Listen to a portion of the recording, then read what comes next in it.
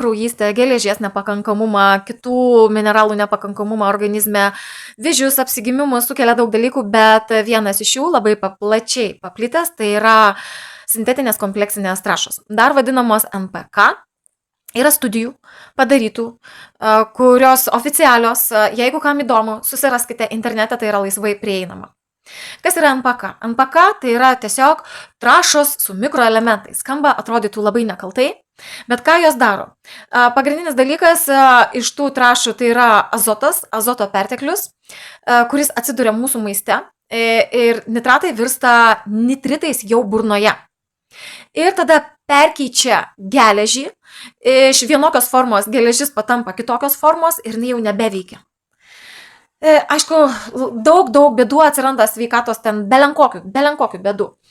Čia labai nesiplėsiu, kitose paskaitose pratęsiu, tik tiek paminėsiu, kad Lietuvoje tai labai plačiai paplitę. Pagal sintetinių kompleksinių trąšų naudojimą plačiajame žemės ūkyje Lietuva viršyje ES vidurkį. Ir Lietuvoje daugiau negu 90% žemės ūkio naudmenų patiria šitas sintetinės trąšas. Netgi maži ūkeliai jas naudoja nežinodami, ką naudoja. Netgi tie daržininkai, kurie auginasi tik tai savo ir jiems atrodo, kad jie viską ekologiškai užsiaugina, netgi jie nežinodami naudoja šitas sintetinės kompleksinės trąšas, pirkdami įvairius substratus, pavyzdžiui, universalus substratas su mikroelementais, ten trąšos pomidorams su mikroelementais ir taip toliau ir taip toliau.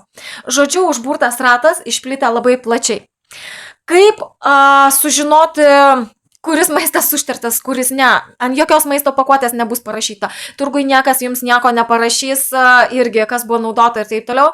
Bet kaip tokį maistą rasti, kuris neužterštas, kaip atpažinti? Apie sertifikatus nekalbėsiu, čia jau yra daug kalbėta, kad tiesiog Lietuva ne ta šalis, kur gali pasitikėti sertifikatu.